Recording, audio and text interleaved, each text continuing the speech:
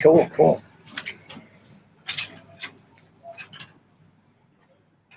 Oh, are you able to see it? No, but somebody I was talking to is going. I've got some friends going for that. It's not as big as it used to be, though, is it? Oh, I think it's really big. Yeah. So if you think about it, if you do that, he'll be there. Michael will be there. Okay. Well, everyone has different passwords. I don't know. I don't even Have to be a member. Yeah. And JP, you know that Brian Zisk's conference just ended yet? Money and Technology. Yes. Yeah, you better. They tell you what's going on and what type of stuff. It's a full house now. All right. Just in time. All right, guys. It's Tuesday night, 4:59. We're starting a minute early. Oh my gosh. Most people on Bali time, they start late. We start early around here. That's how on the ball we are. All right. It's Tuesday, December 8th, 2015. Bitcoin filter number 72. We've done this 71 times before. And this is the last filter meeting of 2015. So we're going to take a little break for the holidays, but as a consequence, I'm going to try and make this episode as exciting as possible. And let excitement to last you until next year. The name of the show is a Bitcoin Year in Review 2015. It's been a wild and woolly year in Bitcoin. I'm going to attempt to go through some of the stuff that's been happening. And I'll ask you if I've missed anything, and we can talk about any of the topics you bring up. But let's go ahead and kick things off. I'm going to go ahead and share my screen here.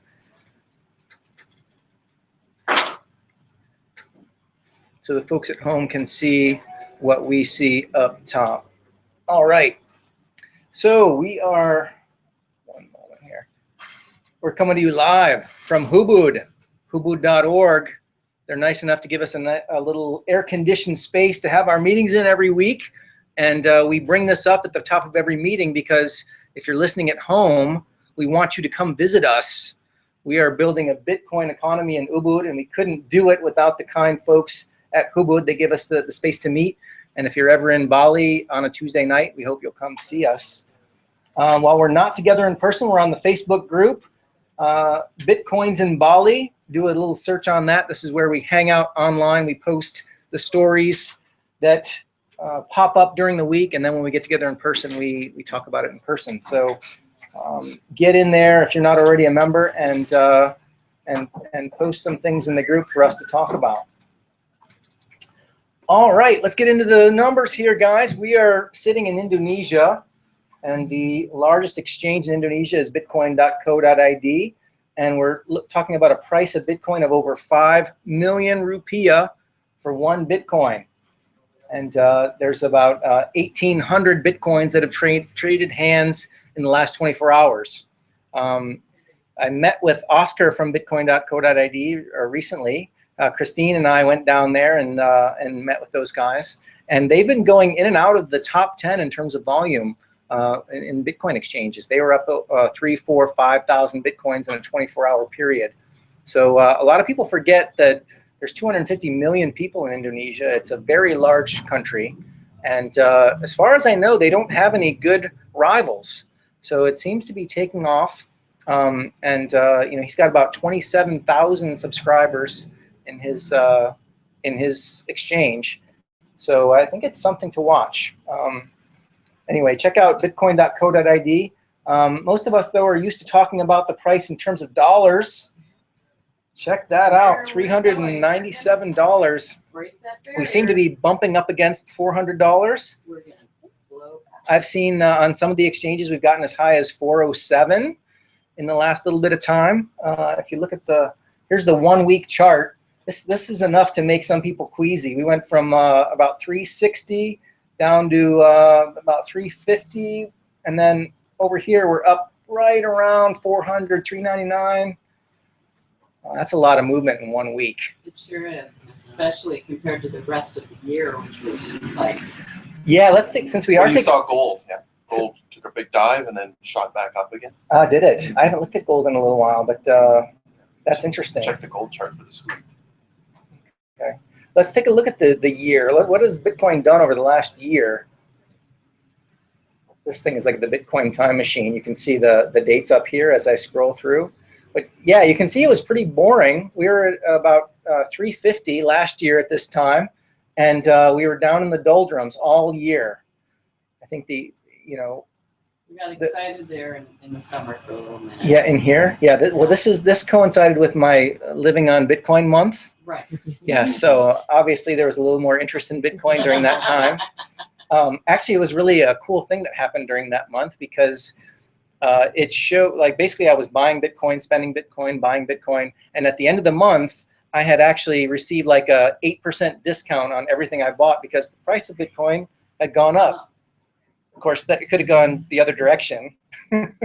But I think over time, really what we're trying to do in Ubud is get people to walk around with Bitcoin on their phone and spend it. So you get a little Bitcoin, you walk around and spend it, and when you're out, you get a little bit more Bitcoin, and you spend it, and this gets the economy going, right? And so it was a good PR stunt to show that I got an 8% discount on everything I bought during the month because the price went up.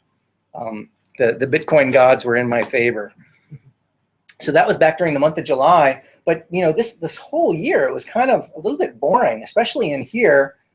We really didn't know what was happening, and then we had this spike up to I think on some charts this went up even further than this, and then now we've got another rally. So things are more interesting from a price perspective, especially recently. But over the year, it was just kind of a bumping along. But Bitcoin keeps on ticking, and when people get interested again, then the price goes up. And the year before this, can we see it for just a second? Sure. There's the 2-year chart. Wow. Oh. So unfortunately, some people had their Bitcoin month here when Bitcoin was over $900. Well, this does give you a little bit of perspective. And what's that? What do you think it depends on the price of Bitcoin? Well, it should depend on supply and demand, but there's so speculation in the market that it probably follows a lot of herd mentality and market dynamics as opposed to actually demand for the currency.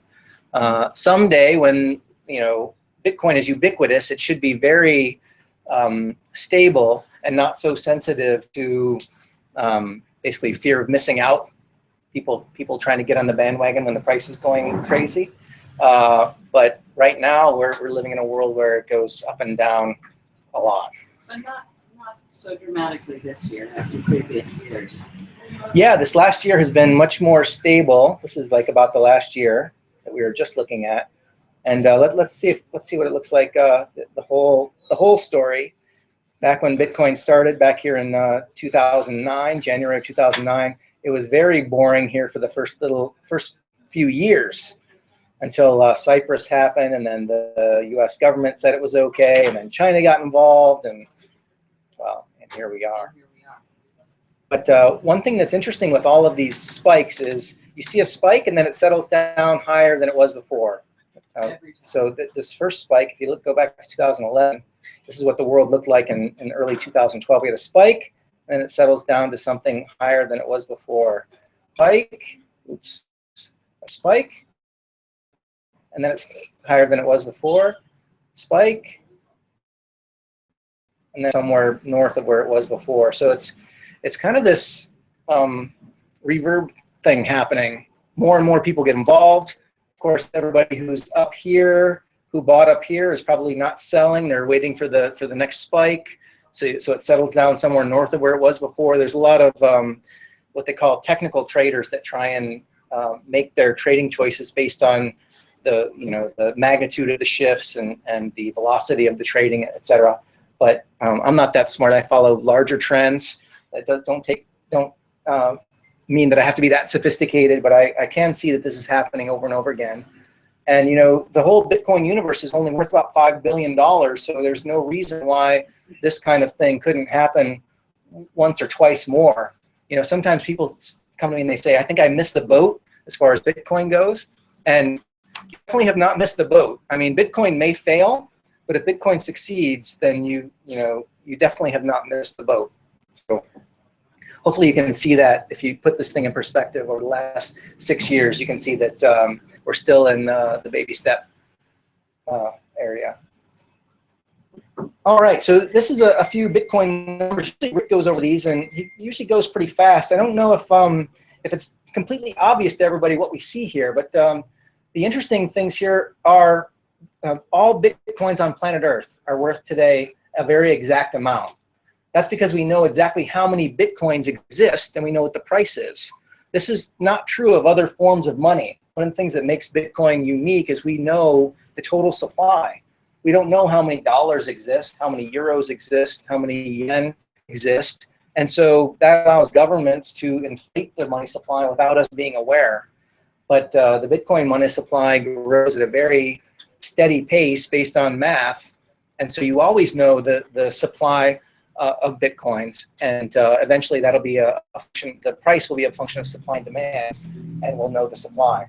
The other interesting thing here is the difficulty. The difficulty is 79, is that billion or trillion? Billion terahashes per second. This is computing power. Basically, all of the Bitcoin machines all around the world are trying to solve a problem, and they're trying trillions of guesses per second. This is providing security for the Bitcoin network. And it provides an incentive for those guys that are running the Bitcoin software. They get a little reward every time they solve that problem. And meanwhile, they're also clearing all the transactions on the network. So this is how the ecosystem works. Okay, I'll leave it there. One thing that's interesting about the difficulty is, can we see this here? In the past year, is this the past year or the past month? This is in the past year, we've gone from a difficulty of 40 trillion transactions per second to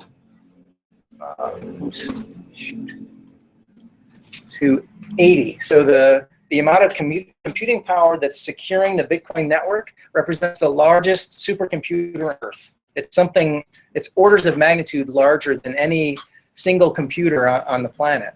And that means that that you'd have to replace that computing power in order to compromise the Bitcoin network. It's a pretty amazing statistic. And it's amazing that it's doubled in the last year. It just goes to show how many people are choosing to participate and how much computing power is going into that.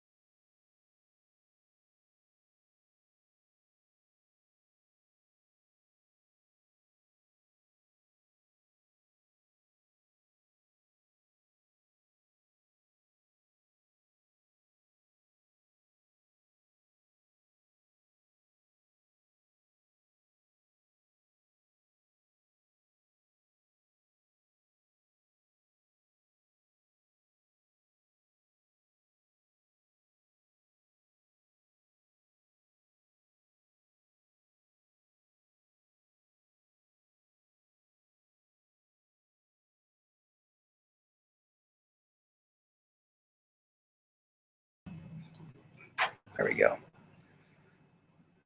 All right. What are the films on? One's called Economics of Happiness.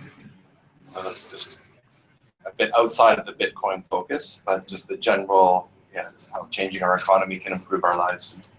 We're always off the Social Bitcoin waste. reservation in this meeting, and hopefully, yeah,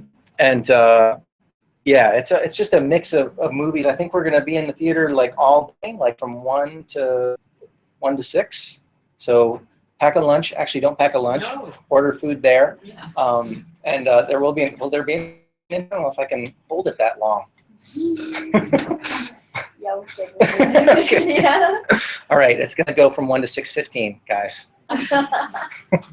Scary. Yeah, for me. What's the Who's format? shooting the movies, by the way? Spoken to the guys in Germany. Yeah, it's 4 short films and 4 long films. Oh, okay. All in one day? Sorry? Yeah. All in one day. Yes, with a bathroom break we just established. Yeah. How long are the long films though? An hour. Yeah, this is something what we work with a guy who curates all of these movies. He's in Germany and he has screenings all over the world. So this is we're the Bali contingent, and last year we had some good ones. I haven't watched the ones from this year yet, but have you taken a look at any of them? Or? No. Okay. I liked them. They were great. Yeah. It was wonderful. It's gonna be a fun outing. So mark your calendars. January 22nd, 2016. It's gonna be good. Okay. Is there Bitcoin in 2000? Was there what? Is there Bitcoin in the year 2000? What do you mean? Was there a Bitcoin? Yeah. No, I he's think there was. It Oh, says Bitfilm 15. Just Oh, the year since 2000. the year 2000. No. He's been having this It was more Bitfilm. like bits, so like more like. Yeah, like there's like internet-based. it's kind of a technology film festival. And it turned into Bitcoin. Right, it did. You need to change the domain name. All right, more local news. Bitcoin for Wi-Fi. This is going to be your last update on Bitcoin for Wi-Fi because Second last. We'll get funding. That's right. the voting is in, and unfortunately we didn't move on to the final round. But it was a great undertaking, and we had a great team. We had a lot of fun. We generated a lot of interest. You know, this was the only Bitcoin-related project in the whole shebang. So I think all in all, it's a good thing. Are still interested in pursuing it, so we'll maybe have updates in the future. But for now, as far as the global startup battle is concerned, there are others that are moving on besides us. If you're interested in the finalists, I'll post a link in the show notes. Yeah, there's some neat projects in there too, so you can take a look. All right, elsewhere in local news, take a look at coinmap.org. Do you guys notice anything interesting about the coin map? There's a big red dot. What is going on down here? Is that what's around there? Is that? I think that's Bali.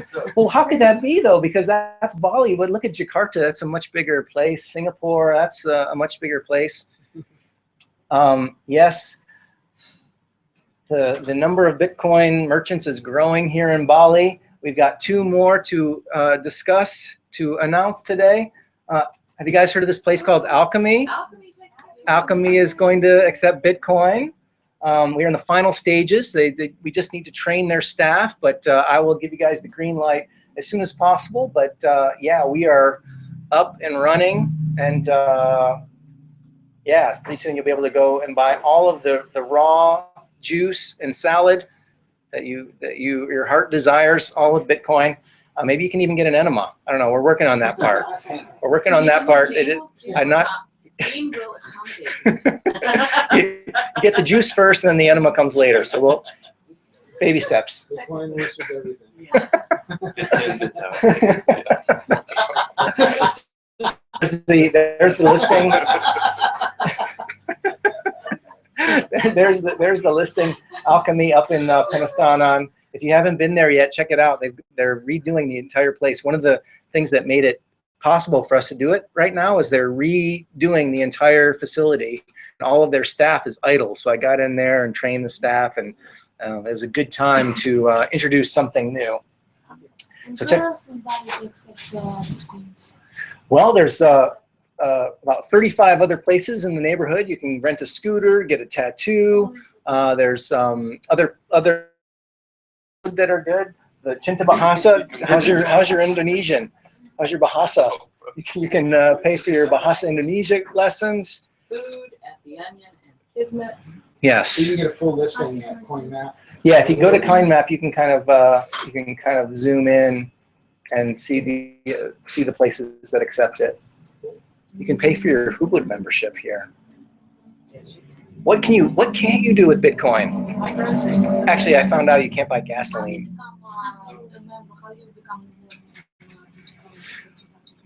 I'm glad you asked that question. I'm glad you asked that question. It's almost as if. Oh, Sentiment now. Yeah. Oh, Sentiment is on too. Yeah. Yes. Are they Hold that thought. Sentiment is also accepting Bitcoin. They are who here has not been to Sentiment over in is it Tirtitawar? Sriwadari. This is like this place rivals any coffee shop you'd find in San Francisco or in Oregon. It's they've got a very sophisticated approach to preparing coffee. They weigh the beans. They have the specific temperatures. They put it in a beaker. It's like a show when you order a cup of coffee there. But yes, they accept Bitcoin. There's their listing. They're right there in the heart of Ubud on Sriwadari. If you haven't been there already, check it out and spend some Bitcoins. Now, to answer your question, how do I get involved with this Bitcoin thing? How do I get Bitcoins and spend Bitcoins? Well, we're trying to build a Bitcoin economy here, and we've got the merchants on board. There's a bunch of places you can spend Bitcoin, but we're also trying to get people to walk around with Bitcoin on their phone. And to do that, we put on Bitcoin 101 every second Saturday here at Hubud. We start at 10 a.m. Assume you know nothing about Bitcoin, and by 1 o'clock in the afternoon, you can convert. You'll have Bitcoin on your phone, and like magic, you'll turn it into a hamburger or a cup of coffee or a tattoo or something. So yeah, Pulsa. Anyway, Bitcoin 101. Get in there and register. It's coming this Saturday, so good timing. And yeah, if you just go to bitcoinsinbali.org, you can follow the link and register. Let us know you're coming because we do have only limited space. Right here in this room. Yes. Air-conditioned goodness right here. Okay.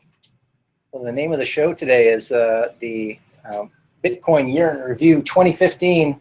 What happened this year with Bitcoin? Anybody have any highlights they can remember?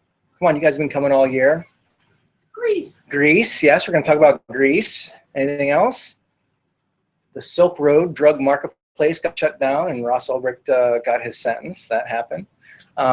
We had Bitcoin scalability problems. Indeed. Lots of right? Will Bitcoin, now that Bitcoin is like an adolescent, it's no longer a toddler, it's like a petulant teenager now. Well, what's going to happen? We wrestled with that this year. We also had the de-dollarization of the world. We had the Asian Infrastructure Investment Bank and the New Development Bank. Also, we covered a lot this year, the war on cash. Cash is going bye-bye, and negative interest rates are not far behind. So let's dive right in here, guys. Remember this? Remember the BRICS? Yes. Remember what BRICS stands for? Brazil, Russia, India, China, and South Africa. Essentially, they're creating their development bank, which rivals the IMF. We talked a lot about the IMF this year and how the supranational bodies operate in the world, and it's really they've got a dominant in the world in this regard, and there's a lot of funny business. There's a lot of power plays. We saw what happened with the IMF in Greece this year. We'll talk about Greece in a moment, but there are powers in the world that don't like this development, And so they've created their rival to the IMF called the New Development Bank. Basically, Bank, but now it's the New Development Bank. And it is it started with the BRICS nations, but now they've opened it up to others. And let's see. Yeah, the idea is to, you know, on the face of it, what they're doing is they're finding people to loan money to, right? Basically develop projects. And what this allows them to do, though, is to move money around the world outside of the dollar. So the bigger trend here is the de-dollarization. The countries that are upcoming that want to stay out of the dollar can run their projects through this new and stay out of the dollar. In the meantime, they can also settle their balance of accounts in their own currency. And so basically, it's something that will create less demand for the U.S. dollar. And it's for Russia because with the sanctions, this summer we really had problems because they just blocked the bank accounts and Russian banks all the visas, so people were traveling with no money. There's so much interest. Yeah, well, I don't know if you've watched the news, but Russia and the West are batting heads these days. There's a lot of geopolitical stuff going on, but this stuff came first. You know, before all this Ukrainian situation and sanctions, right? Yeah. Yes, this development bank was something that happened late last year, early this year, and then you see in 2015 you've got all these geopolitical problems. It's all related, folks. I mean, this is, you start to mess with the United States' hegemony in the world and their ability to control financial situations, and it manifests itself in proxy wars and at a point it's physical, and all things are related. It's no coincidence that we had the development of these banks that go outside of the pre-existing status quo financial system and them butting heads militarily. These things go hand in hand. We also had the Asian Infrastructure Investment Bank. This is China's play, and this was all over the headlines in the United States, at least in the financial circles, because the United States did not want this to happen. Right? It's similar to the BRICS Bank that I mentioned before, but this is China-based. They are driving the show here, providing most of the. But I think they've got. Let's see. They had supported by 37 regional and 20 non-regional prospective members. The U.S. put all kinds of political pressure on the West, like on Great Britain and the countries in Europe and the ECB, to not participate in this AIIB, Asia Infrastructure Investment Bank. And basically, they kind of thumbed their nose at the IMF and the global community and said that this is, China is enough of a power where we're going to ignore the pressure that the United States and the IMF is putting on us not to participate. And it is another piece of the puzzle in the de-dollarization of the world. The United States, since Bretton Woods, has enjoyed the luxury of providing the world's reserve currency. Anybody who settles their balance of accounts has to get dollars first. And both of these banks are allowing countries to settle their balance of trade outside of the dollar. Now, in the meantime, since 2008, the United States has printed about $3 trillion and exported that inflation to the rest of the world. They've quadrupled the money supply in dollars. And basically, the other powers in the world are saying, "Hey, that ain't cool. We're gonna try our own thing." Yeah. So the ultimate bummer is that all of that inflation is going to come home to the United States, and it's going to hurt all the baby boomers that are retiring. There's something like 10,000 baby boomers retiring every day, and they've saved their whole lives and they've got a little bit of savings, and right now they're trying to get a return on their, and they don't even know. My mom's worried about getting 3%. We ran the numbers. She only needs 3% return on her nest egg so that she can live the rest of her life in peace. And CDs are going into negative territory. They're already doing that in Europe. And, it just means that people like my mom have to make riskier and riskier investments. Comes into Bitcoin. Yes, luckily my mom has me. I'm going to save the day. Can you click on the founding members real quick? Where is it? 57 founding. In the Right? It's in the Right. box. To the Here? right, yeah. Let's see. Show. Australia, Austria, Azerbaijan. Oh, Indonesia. That's a lot of countries. What do they mean by rapid Yeah. fire? It's basically a framework. The bank has a framework, and it's an agreement amongst all of these. I think all of them have to front a little bit of money, and then if that gives them a crack at all of the infrastructure projects that come up. You go down to you? So even European countries actually. Wow. No, everyone but the US. Yes, there's a Most of there's the a world conspicuous absence down here in the U department. right now. Anyway, very What about interesting. Canada? Did Canada go or no? No. So, yeah.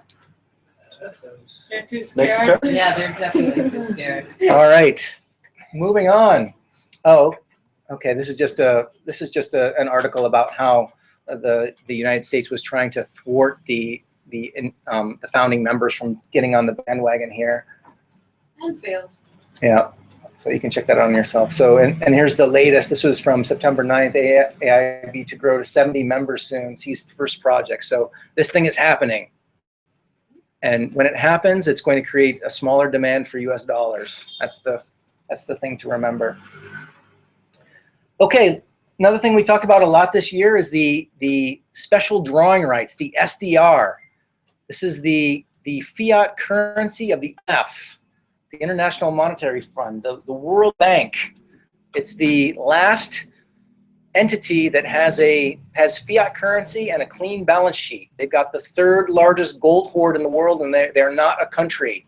They are a supranational organization, an organization that consists of member countries. And They're the board. what's interesting here is that, and we talked about this all year. If you were coming on Tuesday night, they were the Chinese renminbi, or the yuan, was wanting to be included in this basket of currencies that represents the SDR. Up until November 30th, there were only 4 currencies in the basket: pound, euro, the yen, and the dollar. And now they're saying that they're going to add the Chinese currency to that basket. Now, what does that mean? It means that dollar plays a less important role in global finance. So it's part of that de-dollarization trend. So you can check that out. I'll put that in the show notes too. But that hasn't reflected in the dollar value. Well, Yeah. that's a good point. In fact, you got to watch the dollar right now, because the world perceives the dollar as the safe currency. I had some Russian people in the meeting. One of the it was within the last year, and they said that the U.S. dollar, that's real money, and that is the perception in a lot of places, and that's why the dollar will go up in value if the Fed raises interest rates. They're going to meet on December 16th, and they're talking about raising the overnight rate, the federal funds rate, for the first time in something like 9 years. The last time they raised rates was in 2006, right? And the rates have been at 0 since.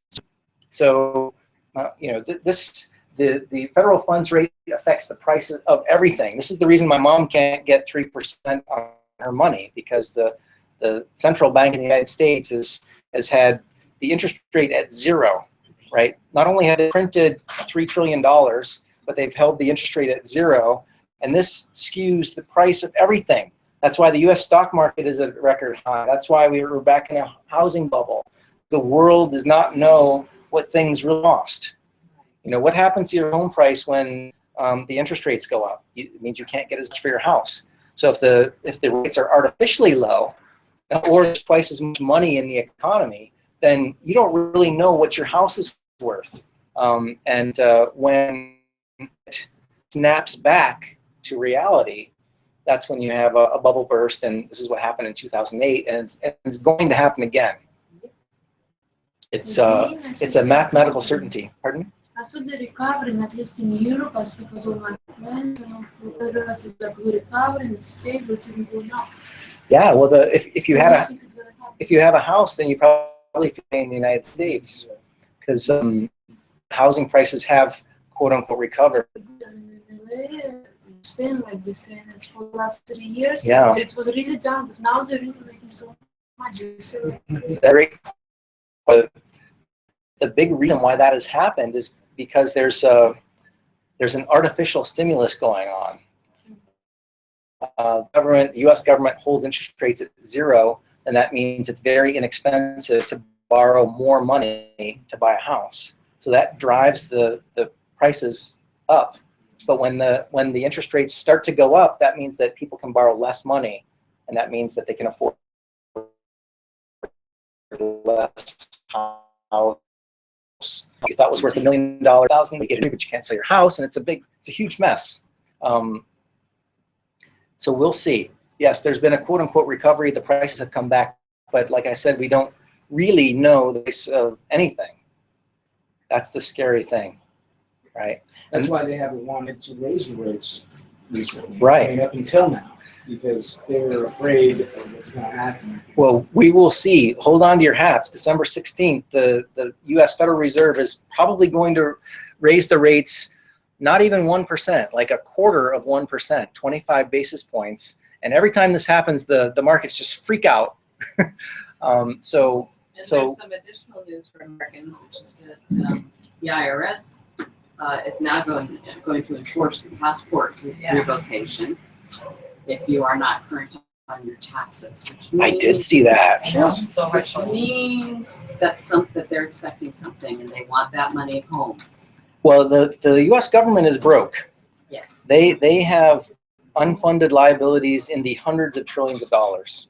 So they will, taxation in the States is only going to go one direction. Right. And the levers at their disposal, they're already doing the groundwork and sneaking things into bills like the ability to revoke people's passports if they owe, what was it, more than $10,000? No, it's more than 50,000, but okay.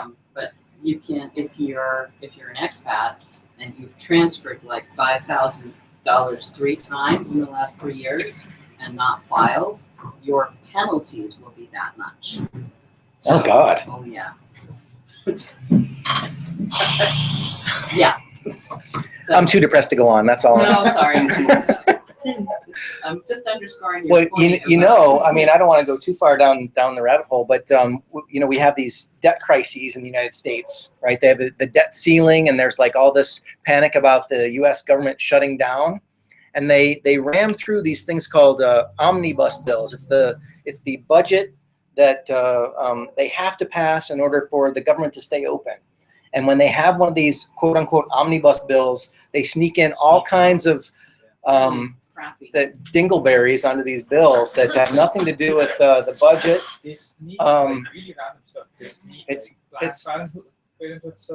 Oh yeah, it's whatever little pet project some senator needs, they put it in there, and yes, and they put these bills in front of the senators like 30 minutes before they have to vote, and it's like 1,000 pages long. It's just lunacy, but. It's not a government. So Gary, what date does the renminbi, is it included in the SDR? Because this is only an agreement. I think it's like 6 months away. Yeah, it's a ways away. So that might be another key date.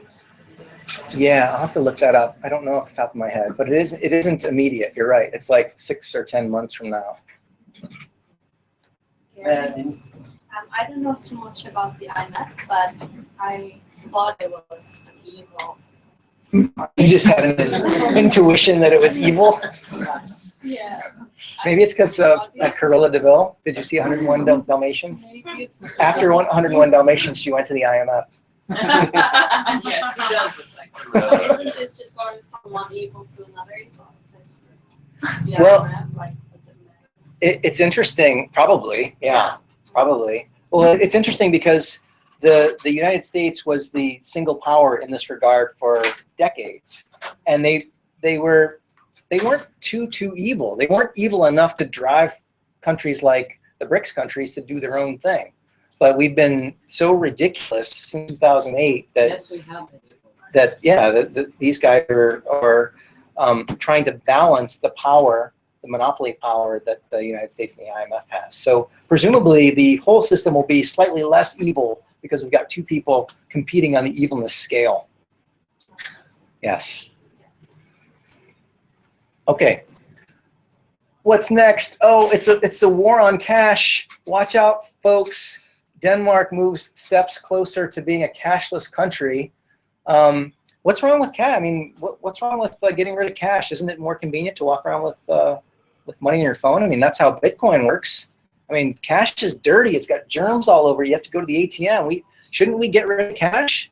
Can anyone? Yeah. Why shouldn't we? Yeah. It's bad for the environment. Yes, all that ink. Yes.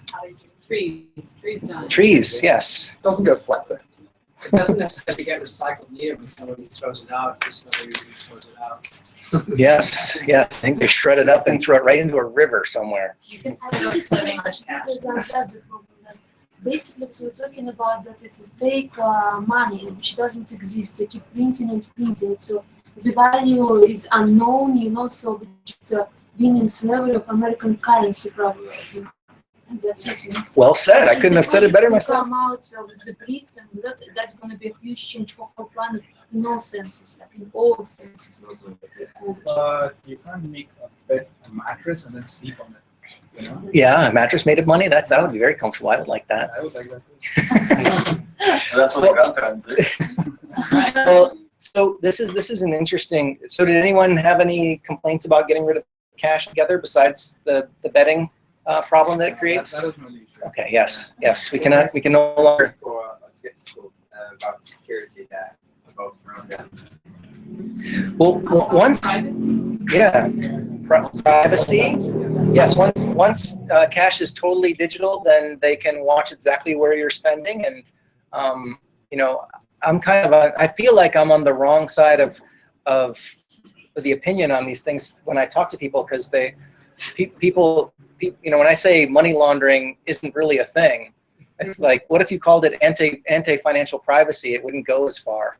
But I think that people have the right to financial privacy. I mean, there's all kinds of things that people want to spend money on where they have a legitimate reason to keep that a secret. I mean, imagine if you're a company and you've developed some sort of new technology, but it requires you to buy large amounts of a certain board for your computer or a certain monitor, and you need to keep that a secret in order to give yourself the competitive advantage. There's reasons to keep your financial life private. I mean, if you're in some places it's illegal to be homosexual. So if you want to pay for like a gay dating website, you should be able to keep that private if you want to. Well, then you can always pay with like a dozen eggs. Oh, really? How do you know this, Giorgio? How do you know, Giorgio? Tell us. Is this how it works?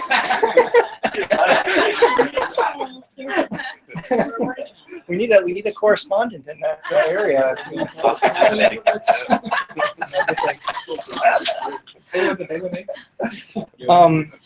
Yeah, there's financial privacy, and there's also negative interest rates. If you don't have the ability to withdraw your money and stick it in a mattress, then all of a sudden there's a negative interest rate on your account. Essentially, if you want to keep your money in a bank, and by the way, there's no alternative, then every year you're going to lose 2 or 3% of the value of your money, right? They'll say it's in the name of economic stimulus, like, oh, this is going to make you want to spend your money more, but It's still fact. it's theft, and there's different people in different circumstances, and you can say that that's good for the economy, but it's not good for my mother who's saved all her life, and it's actually dubious that it spurs investment because right. But be amazed. I mean, we've been trained that 2% inflation is a good thing. It's the stated goal of the ECB and the Federal Reserve, and essentially it just takes money out of your pocket. It's a hidden tax that most people can't detect. Plus, I pay like 10% each time I go to ATM because it goes through Russia, I have Russian account, then it go to Visa, then it go to ATM, so it's like 10% every time. And here you have to do it constantly because it's a limit, like 3 million only. Yeah. Yes. Yeah. This is crazy. Yes, it's Exactly. very All expensive. the You're fees. constantly report. And even at the exchange rate, they rip you off on the exchange rate. Yeah. Put a fee on it. And who benefits? Thanks. You don't forget any fish off your bank, so. That's right.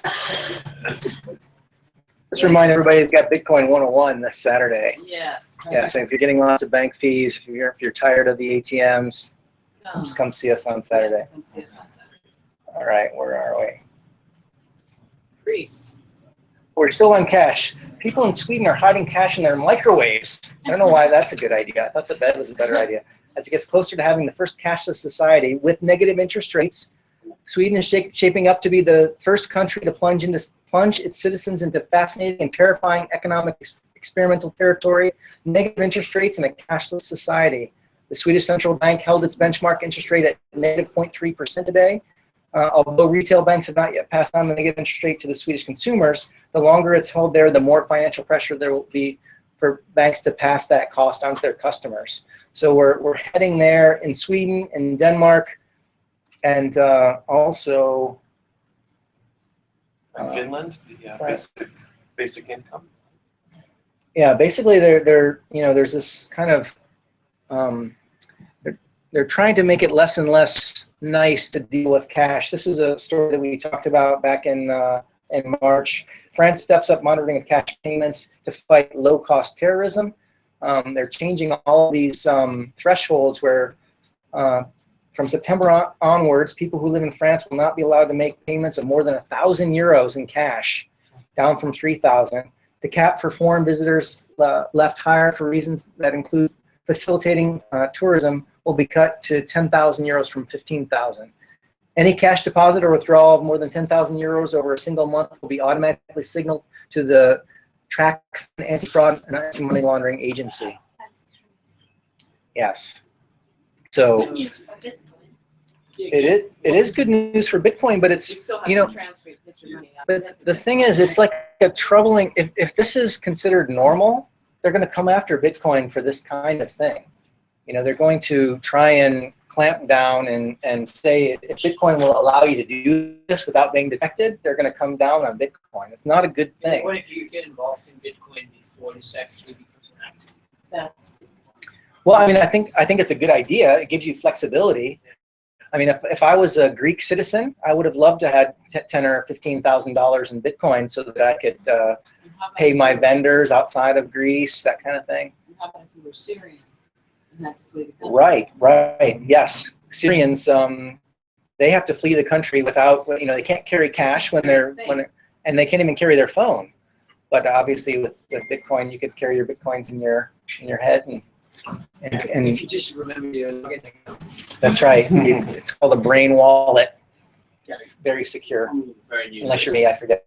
Very new to the Bitcoin world, yeah. Question around with future around putting energy and like the whole system and what's happening, is that to convince us to, not convince us, but to towards Bitcoin? And if so, what's stopping more people doing that? Is it merchant facilities? Is it being able to buy stuff, or is it people's perception of Bitcoin? Well, it's kind of all of the above. People get really weird around money, apology around money, and it's something that people think they already understand. And so there's cognitive dissonance when they're introduced to new ideas. Bitcoin is just one alternative. There's it's good to be aware of all these things. Bitcoin is a safety valve, but there's other things that we should all be thinking about. If the economy tanks, if there is truly a global recession, then we'll need a little bit of Bitcoin. We might need a little bit of gold, but you'll also need other real things like real friends, real skills. It's a problem with the symbols. Like the way we symbolize the world is totally skewed, right? So we no longer, we think, we've got $100 in the bank. We think that's $100, but the symbol is decoupled from reality. And when bubbles burst, it's a snap back to reality. And just trying to make people aware that the symbol has lost its integrity, and there are lots of things to do, lots of things to be aware about, and Bitcoin's one of them. But as far as adoption goes, like, you know, have you ever like sat next to an accountant at a cocktail party? Sorry, but I use it a lot. A lot of people don't. You know, Blair notwithstanding, a lot of people don't like to discuss money and that topic. It kind of makes people nervous. I don't know, but I mean, there's more and more people that are kind of waking up to this. I mean, my first Bitcoin meeting, nobody showed up. Second one too, and nobody showed up. Third one, I think we had a few. Just obviously, I'm just looking at this from a biggest perspective, and you probably can see it now happening. But why aren't there little ecosystems being set up, like on a small scale, so there can be a sustainable little loop there? And so, okay, you come to Bali, you can't really live with just Bitcoin. Right? You can't buy fuel. We're not there yet. Yeah. Okay, so it's still premature. Right. Well, but it is good to get people thinking in those terms, and you know, local resiliency, and it spans more than just money. I mean, there's a food element and an energy element to that, and building community resilience also includes money, and yeah, you know, it's a kind of a useful exercise to think like, what happens if I don't have access to power? What are my options? What happens if the ATMs stop working? Like, what do I have at my disposal? You know, where does my food come from? It's all things to understand, definitely. Lisa? So one more thought on this I have. So I don't know when this is going to be happening or if it's going to be happening, but maybe we need to raise awareness amongst those countries and put lots of Bitcoin ATMs so they can convert as much money, as much cash as they can before this happens to Bitcoin and get it off the radar. Well, there's, you know, there were a lot of cash alternatives that popped up over the years that that weren't decentralized like Bitcoin. The fact that Bitcoin doesn't belong to anybody, doesn't belong to any governments, it doesn't belong to any company. I think my dad still thinks I work for a Bitcoin company. But it allows like anybody to do what we're doing here. I mean, we're trying to do that here, but you know, anybody in the Netherlands or in Sweden. I mean, we've got some very close people from Sweden that have, you know, living here for like 3 or 4 months, and then they go back to Sweden and they talk to their people, and this thing spreads because it's open, because it's just a set of rules, and anybody can do it for themselves, and it's exciting. Humanity has not had that in the past, so I hope those things will pop up, and you know, I'd love to connect with those people that are trying to do that in other locations. It's a good thing. All right, so cash is illegal in France. Get used to that. Okay, so Greece, we talked a lot about Greece this year, and just to recap a little bit, something really funny happened in Greece this year. You know, democracy was born in Greece, and I think we saw democracy die in 2015 in Greece. You know, the Greek electorate has been austerity it has taken from the European Union, now the IMF, for years now, and they were suffering so much that they elected the Syriza government on an anti-austerity platform. That was in January of 2015. And well, they got elected, but the Greek debts were coming due, and you know, essentially they had to have a come to Jesus meeting with Greece. And the government that was elected on the platform of repudiating all this Greek debt to its debtors, essentially, well, they confronted their debtors, and it was looking like Greece was going to default, right? But before they decided to default, they put a referendum in front of the entire Greek population, and they said, do you want to take this deal that the IMF and the ECB are giving us, or is it okay if we default on these debts and start changing these austerity measures that they want us to be using? And the Greek population said, it's okay to default on these debts, We cannot survive under these austerity measures any longer.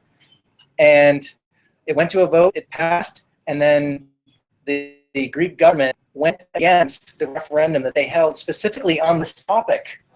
So the entire Greek electorate was ignored, and the Greek representatives essentially capitulated to the ECB and the IMF. So you have to ask yourself, like, all of these countries that are within the European Union, they've got their elected officials that are making all these obligations on their behalf. You know, the Greek government went to the ECB and they borrowed all kinds of money in the name of the Greek people, presumably with the intention of, I don't know, taxing them later, or maybe the economy would grow exponentially or something based on the, you know, how these loans would pay off. That didn't happen. And then all of a sudden, you know, you've worked for the Greek government, you're a Greek pensioner, you've worked for the Greek government for all your life, and all of a sudden, you know, you can only get $60 a day out of the ATM, you know, or your pension checks just don't show up. It's abominable. And it seems that even though the Greek people are on the hook for all of these debts, they don't have a say in how their government is run to address those debts. And that's different anywhere else. That's what well, I mean, this is the canary in the coal mine. I said earlier tonight that the U.S. government is also broke. If you look at the sign in Times Square, I think it says close to $19 trillion in debt, but it's actually much more than that if you count what we have to pay in Medicaid and Medicare and other what they call unfunded liabilities. It's in the hundreds of trillions of dollars. There's no way they're going to pay that back. There's either going to be a default or they're going to inflate all those debts away to nothing. So, yeah, this could happen. That's not the only government that has a lot of debt. No, it's Yeah, well, Greece is a good thing to look at because it's just happening to them before it happens in other places. And you know, Portugal, Italy, Ireland, they all have this same problem. They've all got debt to GDP ratios that are at 100% or more, and but we also have to look at whether that's also kind of a smoke screen. You know, that whole idea of paying off this debt, which is sort of human created fantasy. exactly, which is belonging.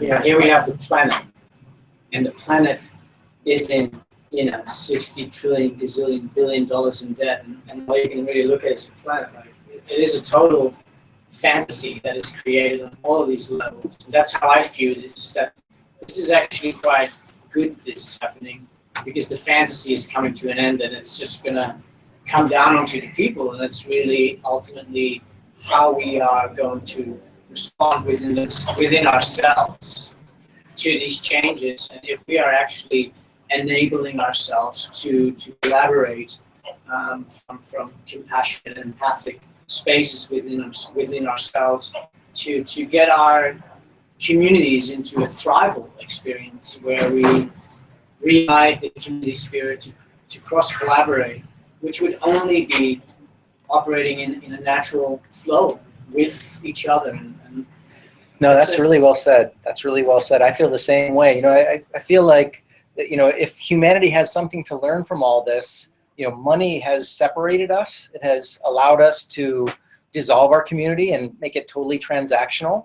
You know, you don't need to have good relationships with people because you can just pay somebody. Yeah. You know, don't worry, you don't need to take me to the airport. I'll just pay this other guy to do it. I don't have to become vulnerable and actually speak how I really feel because I can just pay somebody else to do it. Right, and it has, you know, for better or worse, it has separated us. It has removed our ability to count on one another and to need to be polite in our interactions and build trust and relationships in order to get things accomplished. That has gone away but under not the entirely. Not entirely. well, we're still If you human look at- beings. If you look at what's happening in Chennai right now with the floods, and anytime we see a big disaster, you know, all of that separation goes away and people will step forward. Well, and if we have a coming crisis, then this will be our chance to rediscover that we really need to be with each other in a real way. And it's going to come back to reality. I mean, Mother Nature will have her way, and real things will matter, and all of these symbols will, we'll see them for what they really are. Yeah. Right? Especially if the insurance companies Yeah, Well spoken. it almost happened in 2008, but next time the next problem will be too big for the U.S. government to fix. The only thing that may happen is the IMF may come in and fix it the next round. If not enough people are awake and we have a huge global recession meltdown, revaluation of the dollar, and the IMF rides in on a white horse and says, "Don't worry, we've got the SDR. We're going to revalue the SDR against all these different currencies, and we're going to get started again. We're going to create a new global financial system that's made up of a world government. It's a basket of currencies that are represented from all over the world. And don't worry, we'll make loans so that everyone becomes whole again." They've got the last fiat reserve currency on the planet, and this could result in another 20 or 30 years of what we've been living with. So that's why we talk about the IMF and the SDR and how these things work. And don't underestimate the very powerful, very intelligent people behind the existing system. Their incentives to keep it going. Right. Yes. Yes. Don't underestimate it. I read, if you've read the Steve Jobs biography, there was one of the initial investors in Apple was like this conspiracy theory, like global financial crisis is going to happen any day. And that was back in the 80s. And he didn't invest in Apple because he bought some gold, and he's kicking himself for the last 20 years. So, He bought gold too. he did okay on gold, but not as good as he would have done with Apple stock. But it just goes to show, you can't, there's been people that have come to this meeting and they're like, "I'm going to put all my money in Bitcoin because, fuck the system." And that's not a good thing to do either. It requires a diversified approach, and I think that it is until it gets regulated out, and then you're stuck with it's like any currency. Like some country, I don't remember which one, they keep apparently I think it's Burma. They kept changing the denominations of the currency from 10 to 9.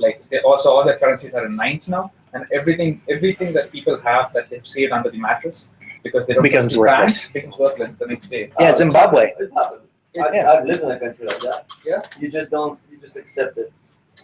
Where are you from? I was born in Bulgaria, so 86. I record the fell down 1990, and I remember I'm buying bread one day and it's $1, and tomorrow it's $2. A week later it's $10. This is happening right now in Venezuela. I mean, you'd be pretty unhappy if you're holding Venezuelan currency right now. In fact, we had a girl that was here that is trying to get her family out of Venezuela because it's having such an impact on her family and their life there. So yeah, this stuff does happen. It's important to be aware. But don't be afraid. Everything will be okay. Okay. We're kind of out of time, but I'll blow through some of this. The other things that happened this year was the Silk Road went down, and the founder of the Silk Road was sentenced to life in prison. Right. So this guy who was running this experiment, the online marketplace where you could buy and sell anything, kind of an experiment in anarchism, is going away for life with no possibility of parole. His sentence is worse than Charles Manson. It's pretty amazing. But there's a great movie on it called Deep Web. When we did in July, we showed a movie every week. This is one of the movies we watched. Definitely worth a look. Kind of paints a nice balanced picture. I mean, you might be anti-drug and have your opinions about that kind of thing, but there's a human being behind this that had some pretty grand hopes and ideals for humanity. It's interesting to see it. They just got another guy too that was involved. Did you hear about that? Yeah, this guy, the Variety Jones. They just arrested him in Thailand. If you guys have visited Thailand in the last few weeks, you probably were hanging out in a bar with some drug kingpin. It's a good thing that the long arm of the law has got this guy, and we don't know all the details, but they captured him in Thailand, and presumably he's going to head back to the United States to face the charges. And they actually think that this guy was even more powerful than DPR. and had more more control over how the inner workings and security worked. So He was just arrested. he was Like just when I was there. he was just arrested. Yeah, I if had you, nothing to do with yeah, that. if you weren't coming back, I was going to be scratching my head wondering. Yeah, it was just a few days ago.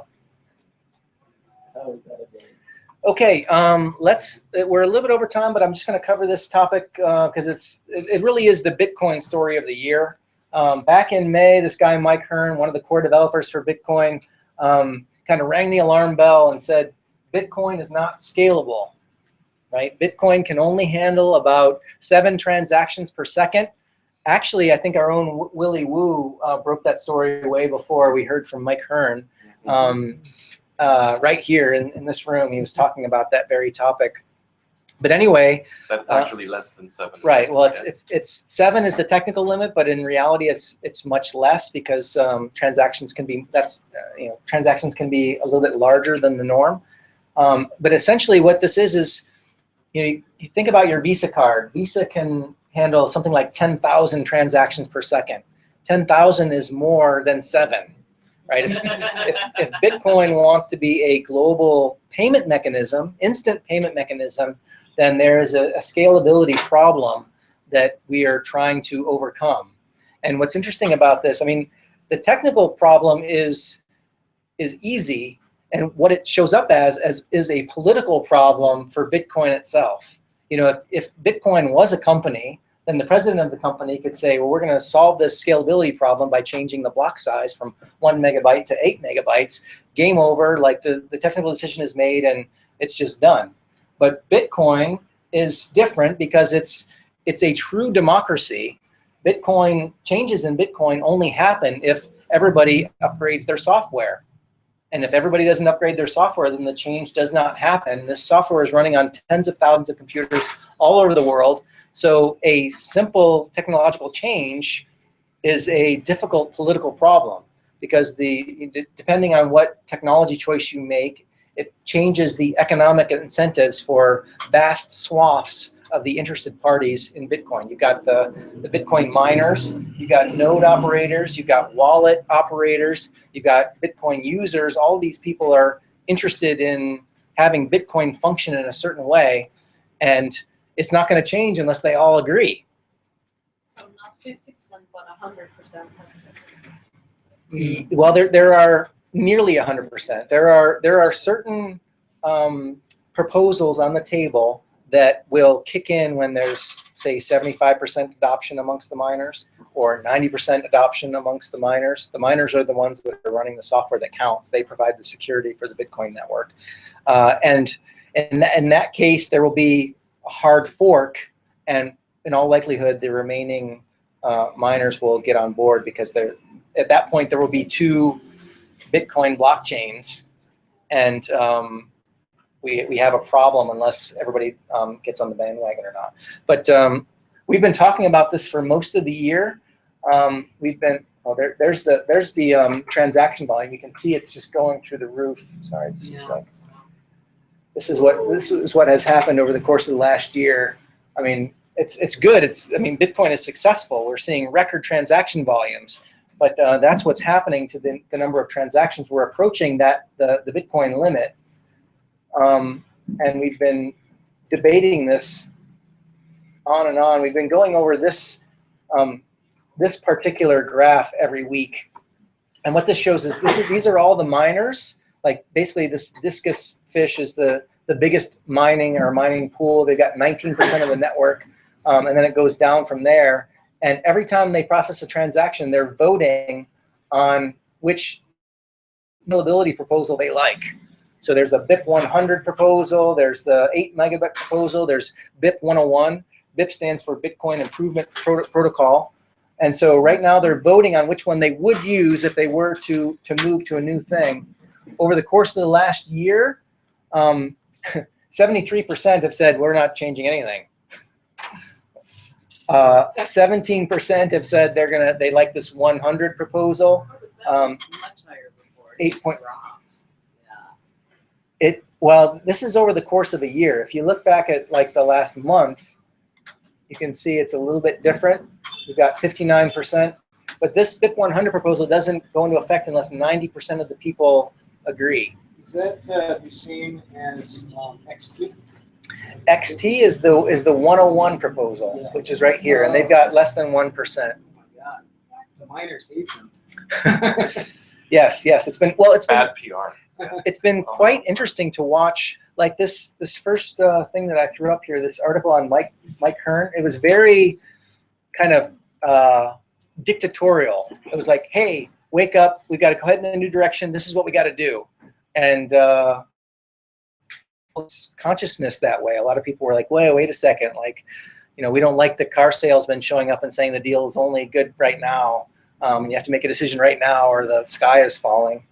And to their credit, I think the Bitcoin community has been very measured. We haven't just gone off in another direction, but we have yet to see if we can overcome this problem as a community. It's like fascinating to watch this, because this has never existed. We've never had a money exist on the planet where we all had to agree on how it works. And it's a beautiful democratic experiment, really. And it's possible that we will never make a change. And there are interesting things popping up. I mean, I've got here in the links this all of the developers got together in Montreal back in September, and they had this Scaling Bitcoin conference, and they have this whole protocol where they're discussing the problem in a very measured way. There's a lot of academic debating protocols that they're using. They've got a lot of precedents that have been set by, say, the Debian community, who's done open source software for years and years and has a whole system of making technical decisions as a group and so on. All those people were represented at this conference in Montreal, and now they're doing it. The last couple of days they've been in Hong Kong, and they've been doing this. And there's going to be some great videos that will come out of this conference. And I like what they're doing. I mean, I like that it's conservative, that they're changing things slowly. I mean, there's a potential problem. I mean, Bitcoin could start to become a bad user experience. So inaction has its ramifications too. But why are so many people against just changing the block size and then we don't have a problem? Well, if you increase the block size, then the argument is that there's a centralization tendency amongst the miners, because all of a sudden the Bitcoin blockchain is already, I think, 30 or 40 gigs in size, and if you change the block size from 1 megabyte to, say, 8 megabytes, then each block will be much larger, which means you need more hard disk space to store the entire blockchain, and it creates a centralization tendency to the network. So maybe instead of 10,000 computers, there'll be, the danger is that maybe there'll be 4 or 5 huge miners that control the blockchain. Yeah, we're trying to keep the decentralization goals of the original Bitcoin. But there's a speed issue. There's a speed issue, a throughput issue, but what's interesting is they're coming up with alternatives that don't affect the block size. Basically, ways to get around this problem without changing Bitcoin core, putting solutions on top of Bitcoin as opposed to going into Bitcoin itself and making a change. There's a neat analog to TCP/IP. You've got TCP/IP. We all use version 4, and we're now technologically on version 6, but nobody runs version 6 because all the routers all over the world are running 4, and all the websites are using IPv4, and it just didn't change. And it's the same stuff that Netscape was running way back in the day. That's IP version 4, same thing.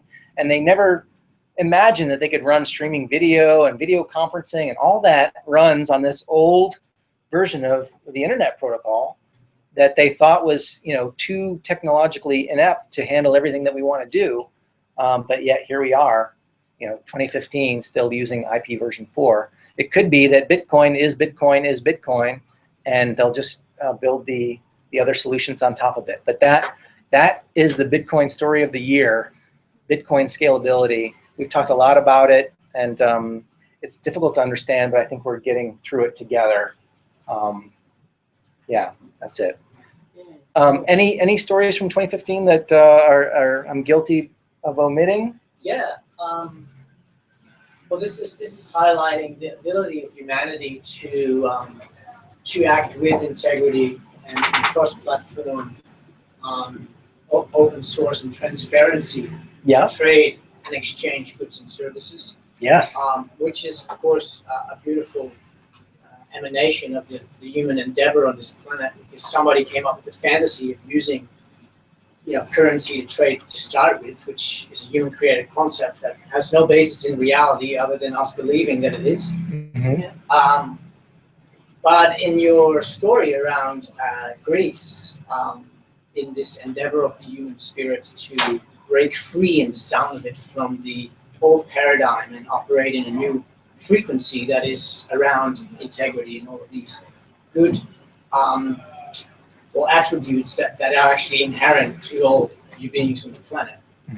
Have you paid any attention what actually happened in this place called Iceland? Yeah. Iceland. Oh, yeah. Yeah.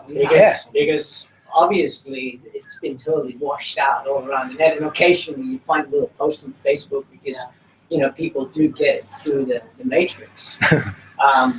Yeah, Iceland would have been a great thing to talk about tonight. Exactly That's true. the opposite as to what's happening in Greece and Spain and all these countries, because where the government then said, all right, well, we'll take this big shaft and we'll just, we'll take that one, and the people will have to suffer on that. In Iceland, it was a totally different story. And they, I think, fired the government like 3 times or 4 times over. Yeah. And they're in a whole different operational frequency as a people, as a nation, as a country, as a culture. And that would be really nice to enlighten people, because this could be a bit of a, wow, this really sucks. So if I don't go with Bitcoin, which has a bit of an impermanent future to some degree, basically it's all pretty, not so thriving out there. While the human spirit is really thriving. We just gotta turn the lens and that is a good point. If Greece is an example of what the bad things that can happen, I think Iceland is an example of an alternative to that. There were all kinds of threats made to Iceland. You'll never participate in the global financial system again. You've got to play along. We've got to make all these loans to you, and you've got to kind of get into the system. And if you don't, then the world's going to end for Iceland. And it didn't. It was not easy. I think that they probably saw some very difficult days, but they definitely took a different path than we've seen in the past, and it's a good example. It wasn't a smooth ride for them either. It wasn't, but they're getting there now. They're starting to see the benefits. But then I think the government also listened to its people. Like when they asked for the referendum in Iceland, and people voted for like not doing anything, not paying up, like and not falling through pressure, like the government was like, okay. Well, and this is why I think we shouldn't have a world government, because we need diversity. We need a country to make their own decision and live or die by their own decision and experiment with a different way. Because if we didn't have Iceland, we would just think that Greece is the only way things can go. And if we had a monoculture in terms of government, then we wouldn't have these examples. So I think it's important. Experiment. Yeah. And also this year of development around Liberland. They're trying to make the country, it's near Serbia and Hungary, and totally liberal and using Bitcoin and stuff like that. Liberland. Yeah. It's an island, isn't it? Yeah. No, it's not. No. No, it's not. It's like It's just like a, it's an island. It's an island. it's an island between It's an island the of the EU coast and of, Serbia. Croatia, yeah. yeah. It's not. It's sorry. It's in the Danube, isn't it? It was a former no man's. So Yeah, no it's on the man's land. western bank of the Danube River. Croatia. So I think these people just went and like planted a flag or something like that, like, and then they like Yeah. reclaimed it. They were and- making passports and everything. Yeah, now they have like a flag. There was a big deal about the flag design. Got some kids in their backyard. No, Liberland. These are like actually like really smart people. And they. Oh, really? Oh, they well, yeah. Let's. We should talk about that in more detail. I don't know much about that. It sounds cool. What can we start here? Good question. All right, guys, that's all the time we have. In fact, we're actually over time. Thank you for staying a little longer than normal. If you want to if you want to check out a replay of this show, don't forget we've got our YouTube channel. Please subscribe. And this is the last show of the year, but I'm going to try and put some stuff up on the YouTube channel when I get a chance. I'm going to try and, like, you know how I take a look at some of the news stories. I won't have an audience, but I'm going to try and get some stuff up on the YouTube channel. So subscribe and you'll be notified when those things show up there. And don't forget, we've got Bitcoin 101 this Saturday. Tell your friends. We 10 a.m. right in this very room, and it just takes a couple hours. All right. Thanks for coming tonight, guys. Bye-bye. See you next year. See you next year. Gary, just one last question. Has Bitcoin been exposed or